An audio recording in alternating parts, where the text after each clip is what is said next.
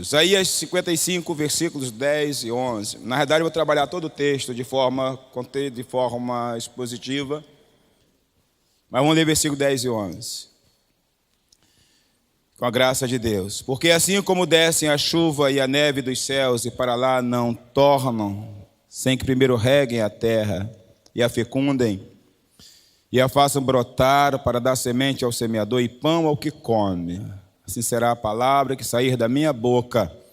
Não voltará para mim vazia, mas fará o que me apraz e prosperará naquilo para que a designei. Soberano Deus e Pai, em nome de Cristo Jesus, mais uma vez eu me coloco diante de Ti, como sempre falo a Deus, foi estudado, revisado, mas é a Tua graça que supre toda a nossa carência, Senhor. Abençoe essa ministração, te peço, usa-me e os pensamentos que venham fluir, os que não forem gerados por Ti, mas fruto de entendimento, Senhor, de leitura, que possa ser usado por Ti, mas que a Tua graça dirija todas as coisas e abençoe a Tua igreja em nome de Cristo Jesus. Amém. Eu quero falar, queridos, com o tema da mensagem, a esperança para o coração. Glória a Deus. Estamos necessitados de esperança. Esta nação está necessitada de esperança. Famílias, trabalhadores, todos. Vivemos um período de muito pessimismo, de muita incredulidade, com tudo aumentando. Mas calma, Jesus ainda vai demorar muito para chegar. Ainda tem tempo ainda. Mas de muitas coisas, notícias ruins.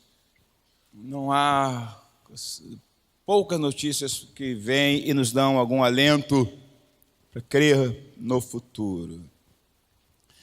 Glória a Deus. A própria igreja está carente de esperança. Por incrível que pareça, a própria igreja está carente de esperança. Mas quando eu falo carente de esperança, eu me refiro à esperança verdadeira. Não a falsa esperança vendida pelos mercadores da fé. Aqueles que procuram produzir uma esperança baseada no homem, da denominação, em coisas, que colocam objetivos para que o homem possa alcançar e a partir daí adquirir os fins, produzem meios para chegar aos fins.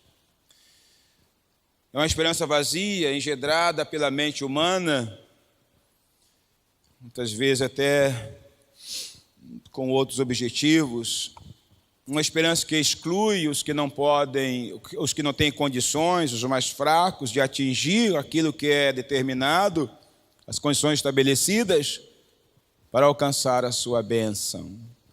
Não é dessa a esperança. A igreja tem a esperança nas suas mãos, mas em boa parte ela está sendo mal pregada ou mal utilizada. Jesus nunca teve dificuldade em falar das lutas, das tribulações. Jesus nunca teve dificuldade em falar dos seus discípulos não teriam boa vida, passariam por tribulações. Nunca teve dificuldade de falar que alguns até seriam mortos. Mas a verdade, essas verdades que ele ensinou e falou, na realidade serviram de âncora segura para sustentar a fé daqueles que passaram, que sofreram por causa do Evangelho do próprio Jesus Cristo. A igreja hoje cria esperanças vazias, procura levar boa parte, é claro, para as coisas deste mundo. Parece que se falarmos aquilo que a palavra diz, trazendo a realidade, não haverá conforto. Mas Deus não pode honrar aquilo que não está baseado na verdade. Deus não pode cumprir o que não prometeu. Deus não vai abençoar aquilo que Ele não pode abençoar.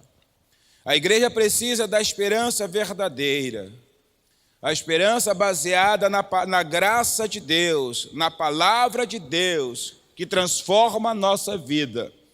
A igreja precisa voltar para a palavra de Deus, a única fonte de esperança verdadeira. E quando você a tem no seu coração, mesmo que você passe por adversidade, mas você passa de uma forma sustentada, fortalecida, no caso a pessoa, fortalecido pelo Espírito Santo. Deus oferece esperança a todos nós, mas ela passa por algumas atitudes. Nesse texto o que nós vemos é Deus oferecendo esperança ao homem, ao seu povo.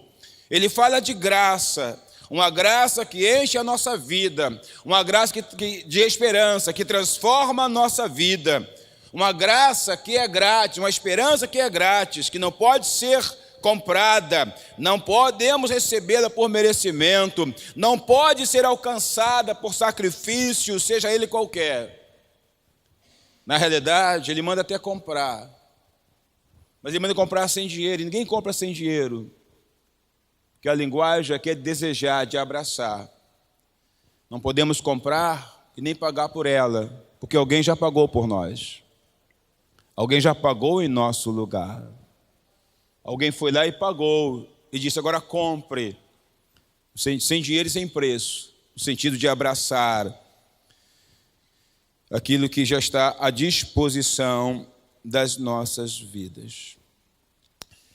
Todavia, o Senhor impõe algumas condições para recebermos deste banquete da graça que produz a esperança verdadeira. No versículo 1, ele diz assim, a todos vós os que tendes sede, vinde às águas. E vós os que não tendes dinheiro, vinde, comprai e comei. Sim, vinde, comprai, sem dinheiro e sem preço, vinho e leite. Ele está falando daquilo que está à disposição das nossas vidas. Ele faz um convite. Mas, portanto, a primeira coisa que eu preciso é ir a Deus. É entender que Deus oferece o perdão, a cura, a transformação, de maneira gratuita. Não baseado em merecimento. Não baseado naquilo que eu possa retribuir.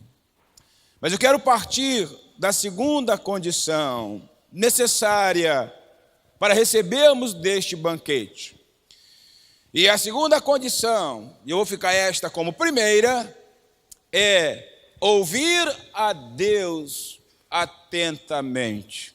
Se você olhar para o versículo 2, parte B até o versículo 3, diz assim a palavra do Senhor: por que gastais o dinheiro naquilo que não é pão, e o vosso suor naquilo que não satisfaz? Ouvi-me atentamente, comei o que é bom, e vos deleitareis com finos manjares.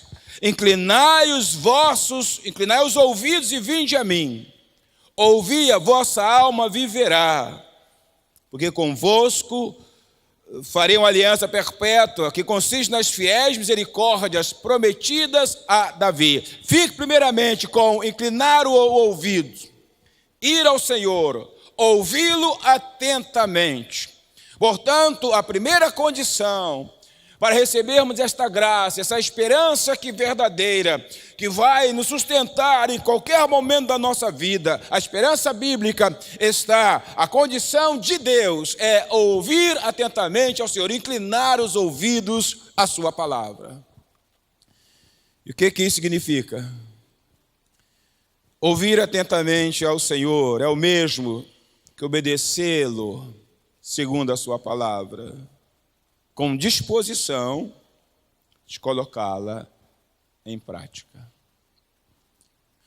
Quando Deus tirou o seu povo do Egito, Ele deu algumas orientações, recomendações A primeira delas, nós vemos em Êxodo 23. Vá a Êxodo 23, por favor.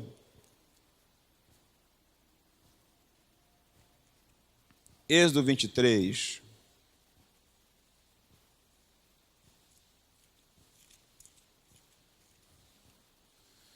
Eu quero ler do versículo 20 ao 25, que diz assim: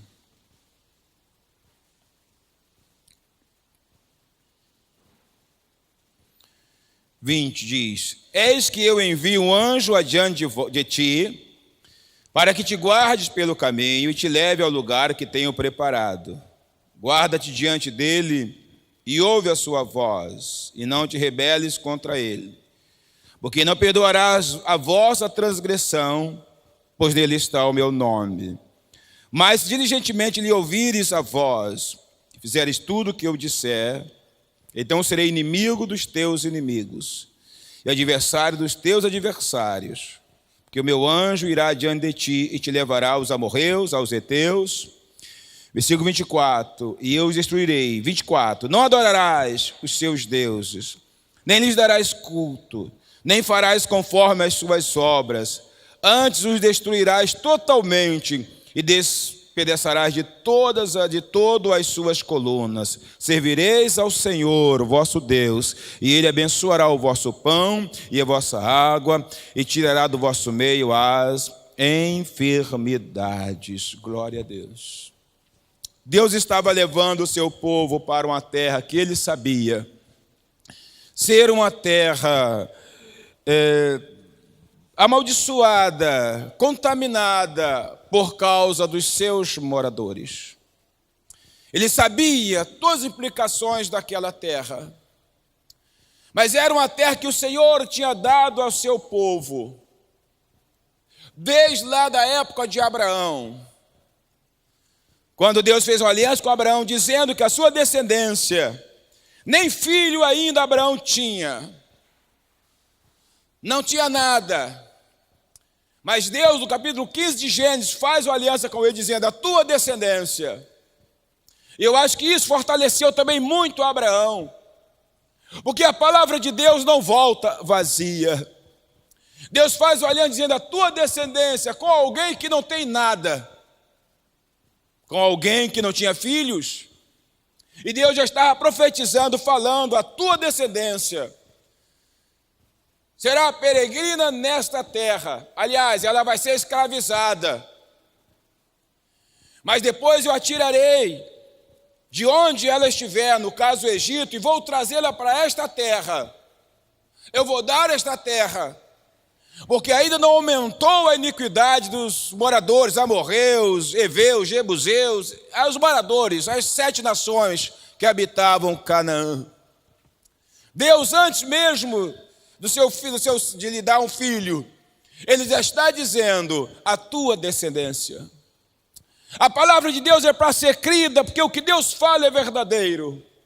O que Deus fala pode não estar relacionado ao hoje, pode ser para amanhã, mas Ele não esquece da sua palavra. Deus não esquece das suas promessas. Deus não esquece daquilo que Ele fala. Os anos se passaram, e desta promessa, até Deus tirar, até colocar o povo, fazê-lo atravessar o Jordão, levou aproximadamente 700 anos. Mas Deus não esqueceu. A palavra de Deus não volta vazia. Agora Deus está dizendo para este povo que acabara de sair do Egito: vá lá, eu vou abençoar nessa terra. Eu vou abençoá-los, eu vou mudar a vida de vocês. Eu vou trabalhar na vida de vocês. Ele sabia que essa terra não era uma terra abençoada.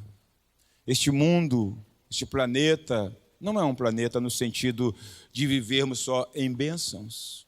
Há problemas, há desempregos, há lutas, mortes, violências e etc.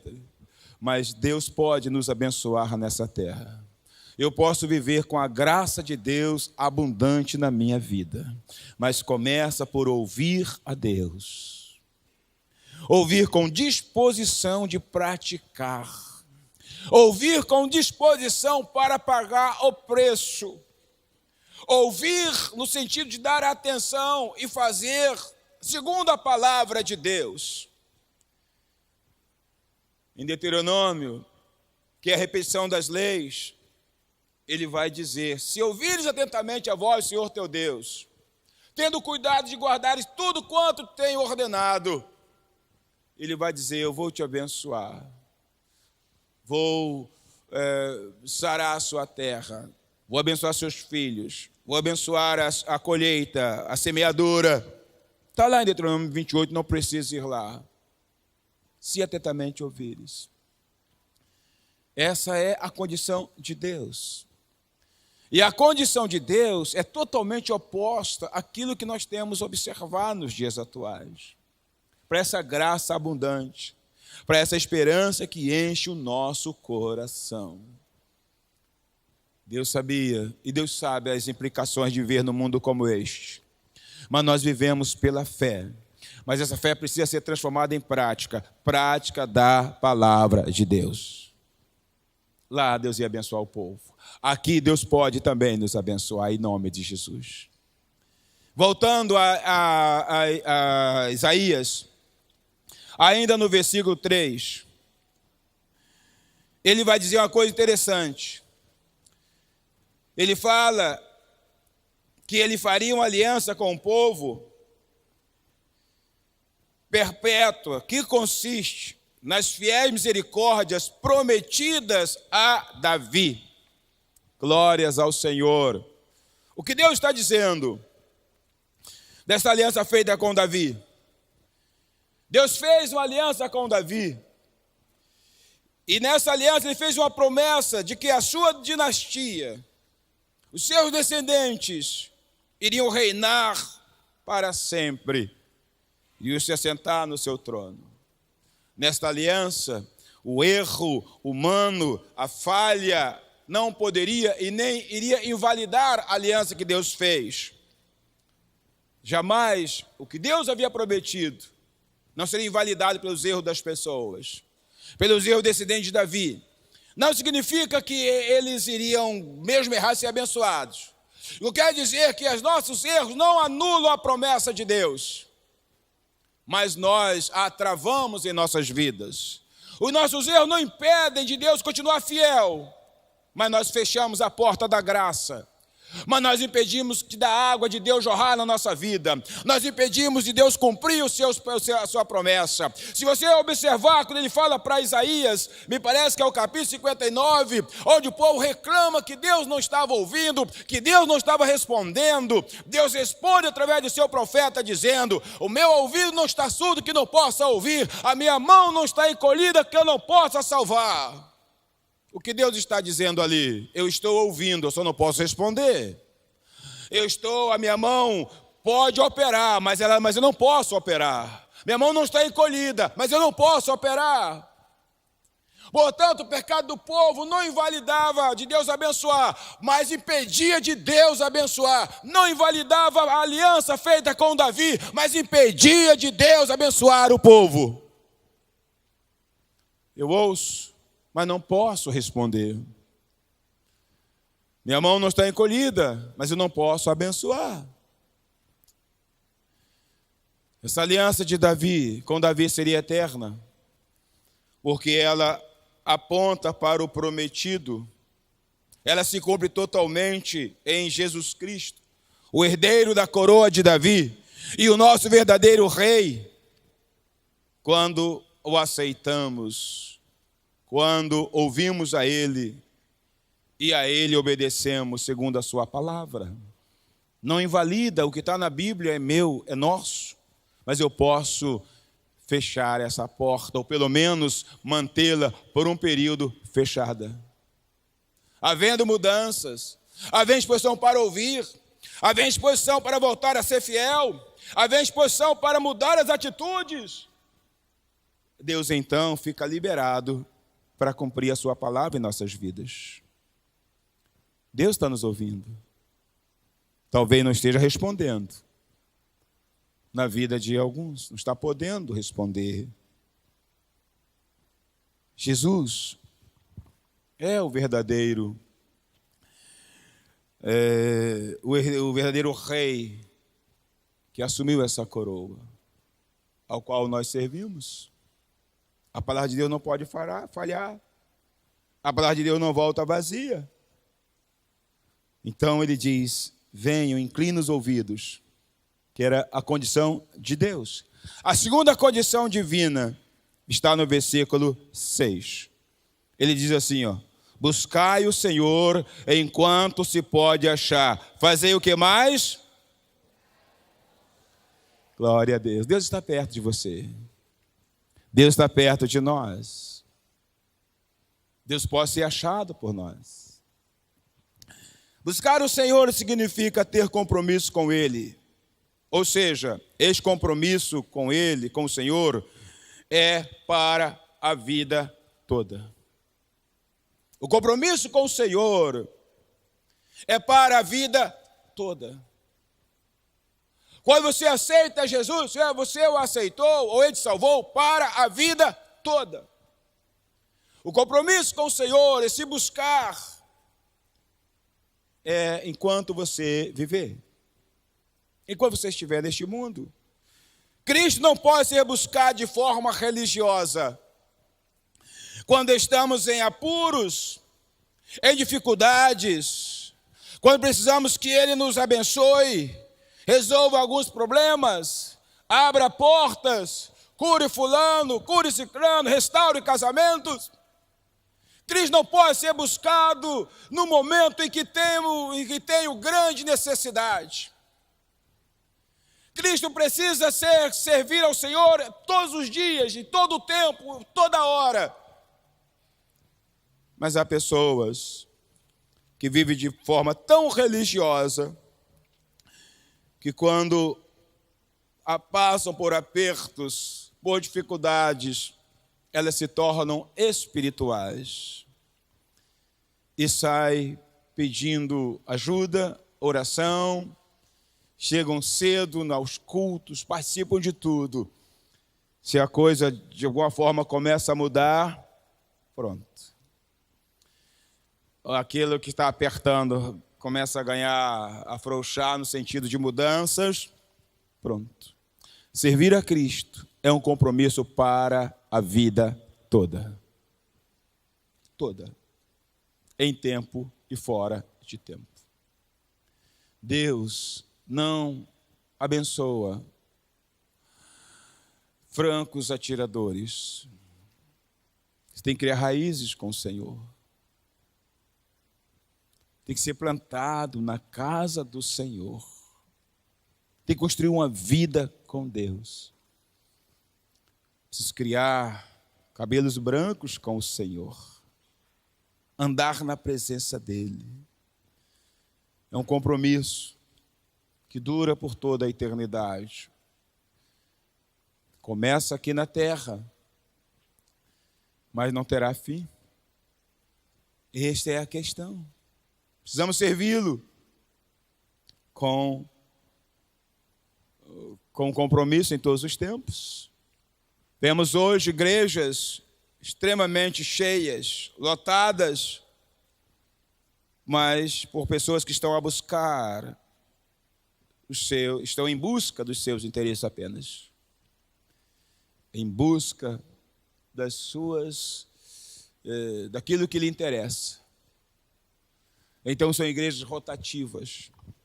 Não se cria vínculos. Estão sempre cheias, mas sempre cheias de gente nova.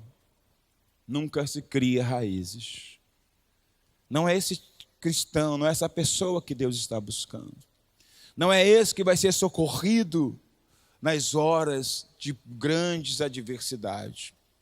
Não vai ser esse que Deus vai estender a sua mão, a sua graça e sustentá-lo para passar por qualquer adversidade que possa vir a acontecer sobre a sua vida. Esse não terá esperança, uma esperança segura, como eu disse, uma âncora segura em qualquer circunstância da vida. Deus busca alguém que possa, de fato, buscá-lo, invocá-lo num compromisso de toda a vida neste mundo. Glórias ao Senhor. Isaías fala de outra coisa. Uma outra condição divina para essa esperança baseada na graça de Deus, na palavra de Deus. Nós vamos aqui no versículo 7 e 9.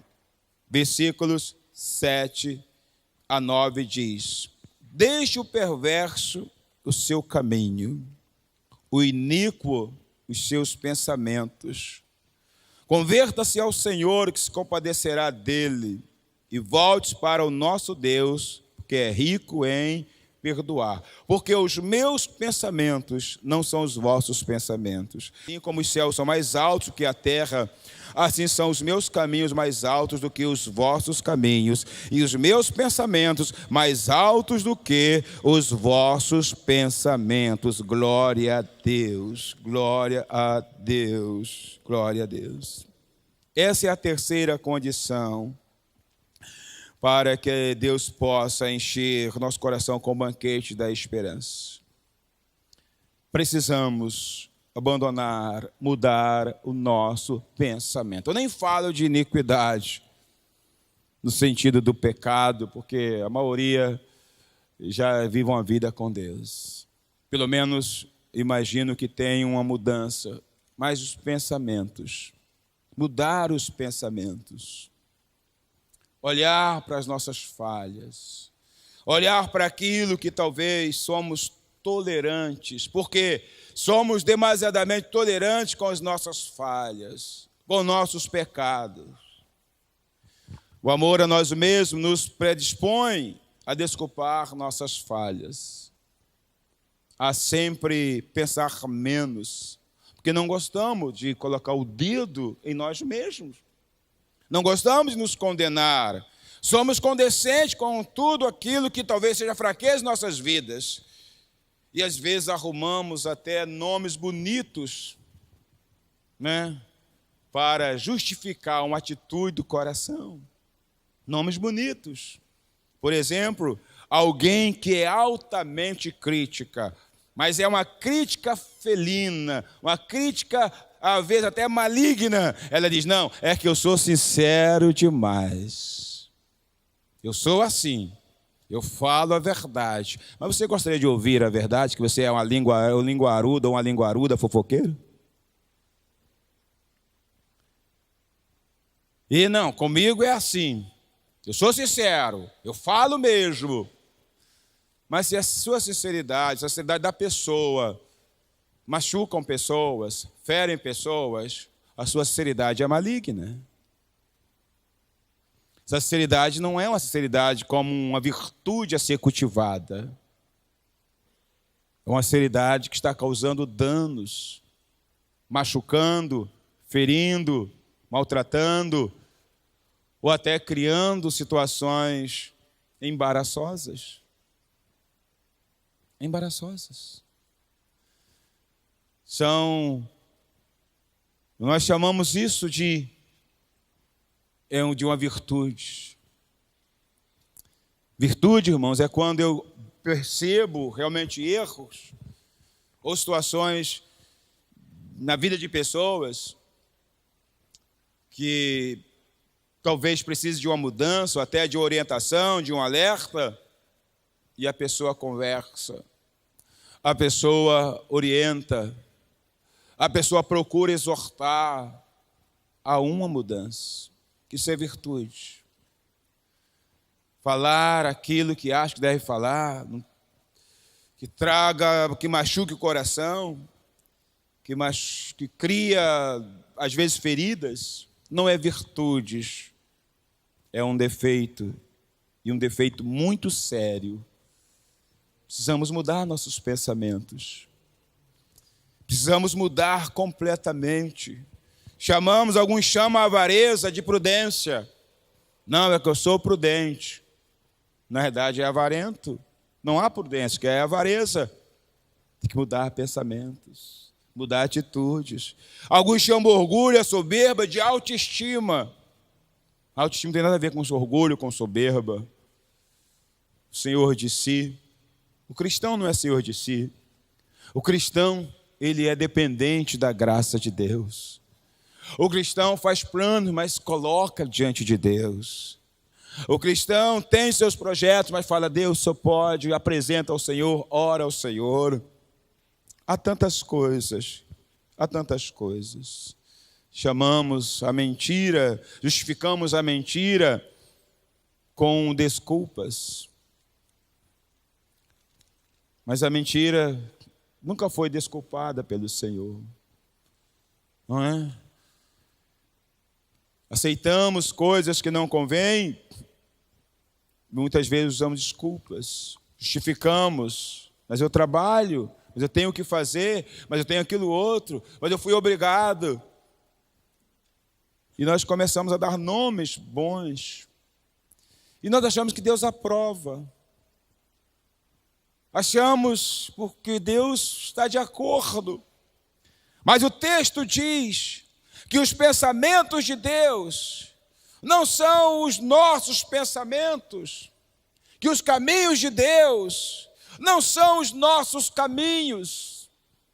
Deus estava falando com o povo, mudem atitudes, mudem os pensamentos, não justifiquem os erros, não justifiquem nada, porque eu não posso concordar com aquilo que é errado. A gente percebe um dos grandes erros de Saul foi justamente isso. Era justificar o injustificável. E toda vez que ele tentava justificar, ele era fragado, ele era descoberto, ele era humilhado. A primeira vez que ele trouxe uma justificação de desobediência a Deus, achando que Deus ia concordar, porque ele colocava assim, Deus, o Senhor vai entender esse negócio. Foi quando Samuel falou, aguarde lá em determinado lugar, me parece que é Gilgal. Aguarde lá, espere até que eu vá e ofereça sacrifício ao Senhor, abençoe você, seu rei no exército, aguarde lá. E como Deus gosta de provar-nos, Deus, Ele conhece nosso coração, e quando Ele nos prova, é para nos sarar. Quando Deus nos prova, é para nos libertar. É para que nós sejamos mais abençoados. Deus sabia do coração obstinado de Saul. E Deus sabia que ter recebido a unção para reinar, o Espírito Santo, ter profetizado, não muda. Profetizar não muda. Ser cheio do Espírito Santo, ou eu sei, em algum momento ser cheio não quer dizer que muda, porque os frutos só podem ser observados, a boa árvore só pode ser observada pelos frutos. Dom não quer dizer absolutamente nada. Se os frutos não testificarem que aqueles dons são genuínos. E nós sabemos a história. Samuel chegou no limite do horário, nos minutos finais. Saul então desesperado. E ele estava sofrendo perdas, seus soldados. Quantas vezes Deus permite que algumas coisas na sua vida vão sendo perdidas? Mas Deus sempre está no controle. Eu não consigo crer num Deus nos ter no controle. Eu não consigo.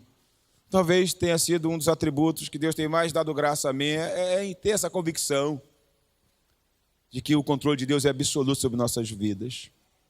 E às vezes você começa a perder coisas, você fala, Deus... Às vezes pessoas começam a sair, ir embora, você perder isso, perder aquilo outro. É Deus que está permitindo, irmãos, porque Deus é o Senhor de todas as coisas. E você começa a entrar em desespero e quer fazer coisas que não agradam a Deus. E talvez você não saiba que Deus está te provando ali, porque Deus pode fazer o impossível. A Bíblia diz que Ele traz à existência coisas que não existem. E Ele deixa você começar a perder coisas, apoios, algumas muletas. Ele vai deixando, irmãos. Mas o que é Deus? O que é as coisas para Deus? Lá na frente, o seu filho Jonatas, com um soldado, um escudeiro. Deus fez algo extraordinário, porque ele foi lá, ele disse, para Deus livrar com muito, com pouco, é a diferença. Estão saindo, mas Deus está provando Saul. Saul não perderia a vida. Saul não cairia nas mãos dos filisteus. Mesmo na sua loucura, Deus não o entregou, entregou só no final. Nada iria acontecer.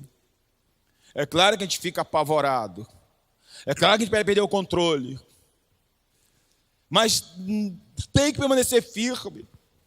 Finalmente ele pega o sacrifício e ele faz o que não agrada a Deus. Irmãos, quantas vezes a gente quer fazer coisas que não agradam a Deus. Queremos assinar algo que a gente sabe que é falso, não agrada a Deus, mas não queremos pagar o preço. Vou perder apoio, vão me abandonar, vão fazer isso, vão fazer aquilo outro. E a gente mete a caneta. Não agrada a Deus. Quantas vezes eu trabalhei uma vez, ainda moleque, eu era menor ainda, não era tão menor assim não. Eu já tinha lá beirando os meus 16, ainda era adolescente, mas já chegando à faixa de moço, adulto. Eu trabalhei numa fábrica, não sei se vocês lembram, antigamente tinha umas pulseiras feitas de resina, era muito bonito, umas pulseiras, uns negócios que as mulheres põem no braço, aquele negócio assim, ó, fugiu o nome, mas é de resina, colorida, muito bonita. Teve uma época que foi moda esse negócio. Eu trabalhei numa fábrica que fabricava isso. Como eu era esperto, ou seja, eu sobressaía a todos eles, o chefe lá da turma me botou como responsável pela galera.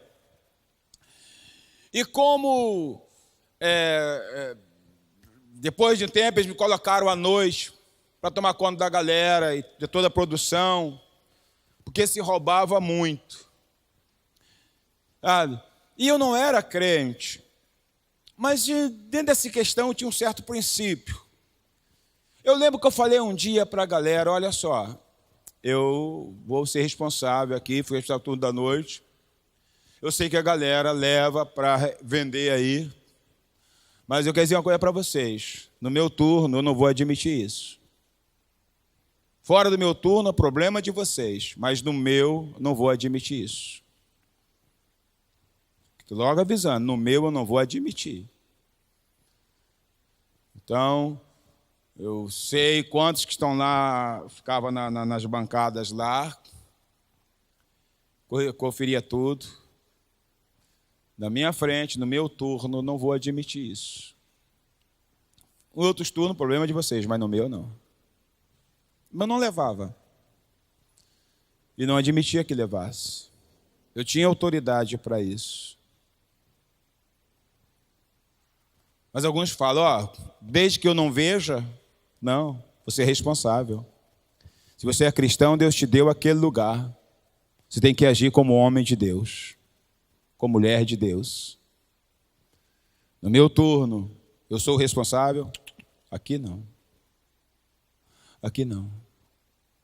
Eu não vi esse programa, mas se alguém viu, depois me contou e foi fantástico. Aquele quando o chefe se disfarçava de funcionário, e ele então era admitido numa fábrica e tal, passa lá para acompanhar, para ver, né? Aí disse que esse eu não assisti, teve um chefe que, disfarçado como novo contratado, foi trabalhar com um crente, um cristão. Aí ele fez um serviço mal feito lá, um embrulho, alguma coisa assim, mal feita. E ele disse, o cristão disse, não, mas isso aí está mal feito, tem que fazer de novo. Ele disse, não, tá bom, não esquenta não, tá bom. Por aí, alguém me falou, talvez alguém da igreja, não me lembro, eu sei que alguém me contou. Mas o cristão disse, não, vamos voltar e fazer direito. Porque eu sou um cristão e o meu Deus diz que assim como que eu tenho que trabalhar para o homem, como eu trabalho para ele, vão voltar e fazer direito. Contam que esse patrão chorou. Ficou emocionado e chorou. Porque esse cristão fez. Ele era o pensamento dele, era o pensamento de Deus, não o pensamento da maioria. Eu sou cristão, então eu tenho que fazer conforme a Bíblia está dizendo. Eu te pergunto, um homem desse é abandonado por Deus? Um homem desse não compra o barulho dele, Deus não compra o barulho dele se ele entrar na cova dos leões?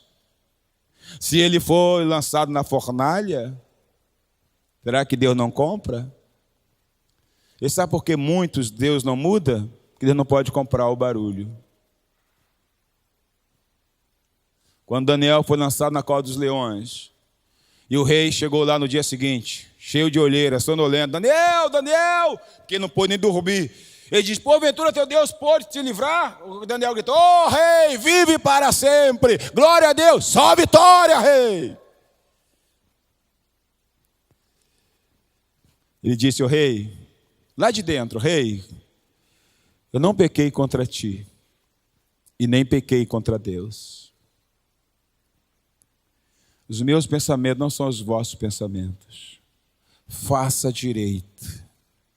Pior coisa é um cristão que faz mal o seu trabalho. Mas pegou no final do mês, você não quer o salário completo. Falte R$10, R$10, falte R$1 lá. Falte uma moeda. Como é que Deus pode? As exigências de Deus são profundas, porque grandes são as suas bênçãos sobre nossas vidas. Ele pode fazer o que homem nenhum pode fazer.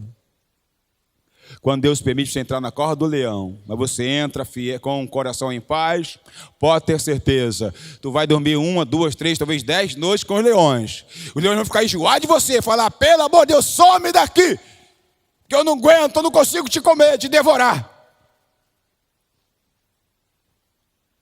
Porque Deus, mais cedo ou mais tarde, vai te tirar. E ninguém vai ter poder sobre você. E quando sair, irmãos, nunca é para a mesma posição. É para patamares acima. Todo mundo faz. Gostava muito de uma frase que a Jane dizia quando nossos filhos eram pequenos. Ah, mãe, todo mundo faz. Ela respondia, eu não sou mãe de todo mundo. Os meus não fazem. E os cristãos estão vivendo, a maioria, como todo mundo faz. E estão deixando de receber graça, bênção, esperança. Porque falta algo. Muitos mudaram, deram alguma repaginada na sua vida. Deram uma certa melhorada.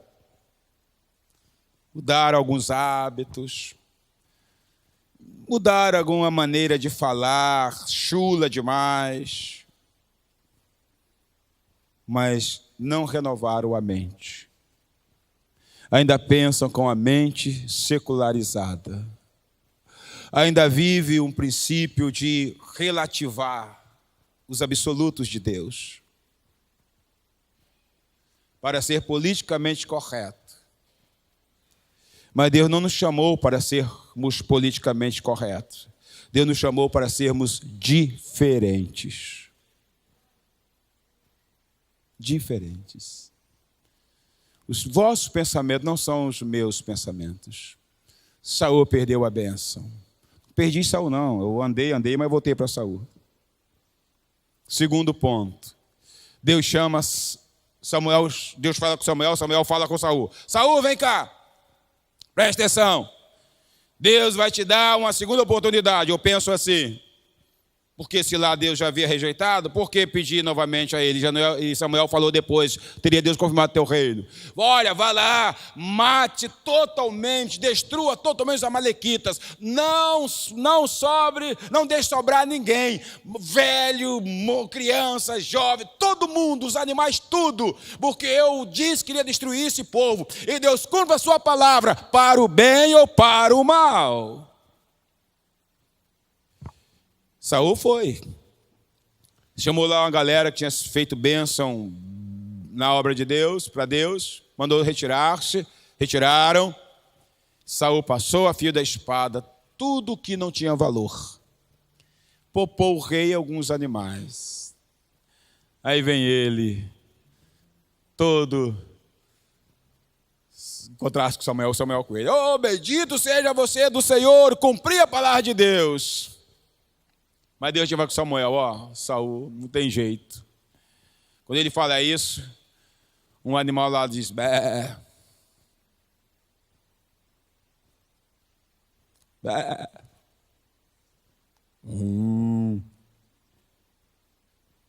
A bicharada começou a balir. Os animais começaram a balir. Não tem alguma coisa balindo por aí não, irmãos? Porta não se abre nunca. Curas, nada muda, é sempre a mesma coisa.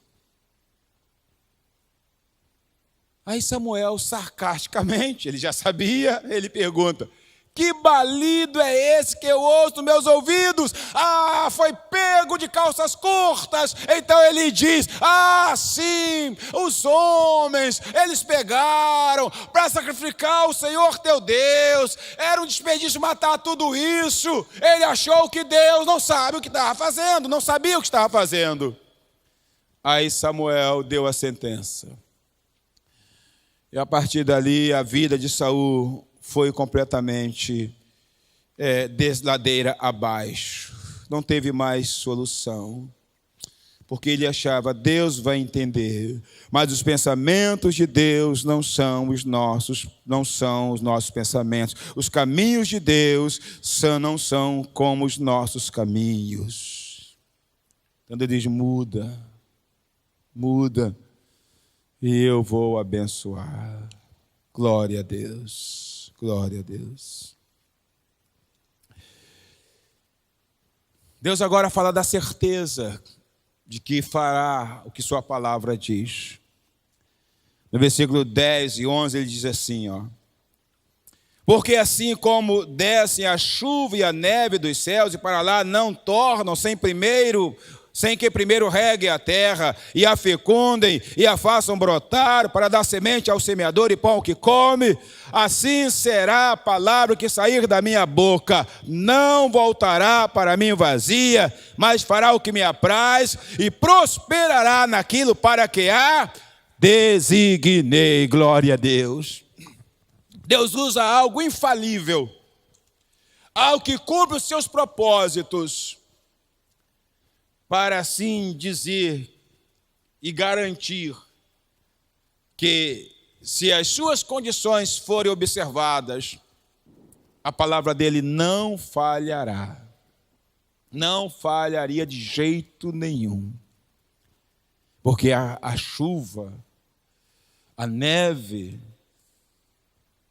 ao cair, a neve ao ser derretida, ela cumpre os seus propósitos. Ela fecunda a terra. Até na cidade isso acontece. Até lá, vizinho ao meu quintal, acontece. Eu observo quando o tempo está chuvoso, o matagal do vizinho cresce mais rápido. Ela cumpre o seu propósito. Ela não volta vazia.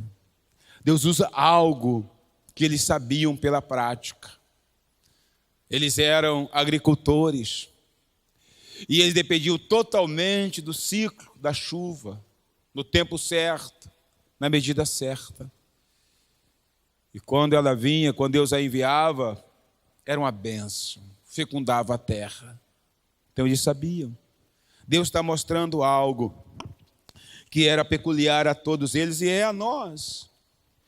E que não tinha como falhar, para dizer, assim é a minha palavra. Porque ele vai dizer no versículo de número 11, assim será a palavra que sair da minha boca, não voltará para mim vazia, mas fará o que me apraz e prosperará naquilo para que a designei. Glórias ao nome do Senhor Jesus. Certeza que sua palavra não irá falhar. Ele usa esse exemplo. E sabe como Deus termina esse capítulo através de Isaías? Com uma maravilhosa esperança. Olha o que é que ele diz, versículos 12 e 13. Ele diz assim, ó: saireis com alegria, e em paz sereis guiados. Os montes e os outeiros romperão em cânticos diante de vós, e todas as árvores do campo baterão palmas. Em lugar do espinheiro crescerá o cipreste, em lugar da sarça crescerá a murta. E será isso, glória para o Senhor, e memorial eterno, que jamais será extinto. Deus termina com a palavra de esperança. Se vocês praticarem ou observar essas condições divinas, não humanas, divinas, ele termina dizendo: a vida de vocês vai ser transformada. Em lugar do espinheiro vai crescer o cipreste. Não conheço essa árvore, se é árvore, deve ser árvore, mas certamente é boa, melhor do que o espinheiro. No lugar da sarça vai crescer a murta. A sarça a gente conhece, pelo menos da Bíblia, né? Aqueles galhos secos e tal, que resseca e veio o fogo e acaba com tudo. E ainda será isso como memorial para o Senhor. Ele termina com uma maravilhosa esperança esse capítulo para aquele que responder positivamente às condições divinas, não às condições humanas, quanto às suas promessas. Isso é o que Deus tinha para Israel. Isso é o que Deus tem para nós, como novo Israel. Nós servimos ao Senhor na pessoa de nosso Senhor, e servimos a Deus na pessoa do nosso Senhor e Salvador Jesus Cristo. Em Jesus Cristo, as promessas que Ele prometeu, fez a Davi e a sua descendência, elas são para mim e para você, pela fé no Senhor e Salvador Jesus Cristo. Ele é o Rei eterno, Ele é o nosso Rei. Foi Ele que assumiu a coroa do trono de Davi. Ele pode mudar a nossa vida. Ele pode fazer com que no nosso deserto venha chover, que as portas se abram de maneira que você tenha que optar por qual delas entrar, porque Deus é um Deus de prosperidade, de abundância. Que Deus abençoe a sua vida. Que Deus abençoe seu coração. Que Deus abençoe sua mente. Em nome de Cristo Jesus. Amém.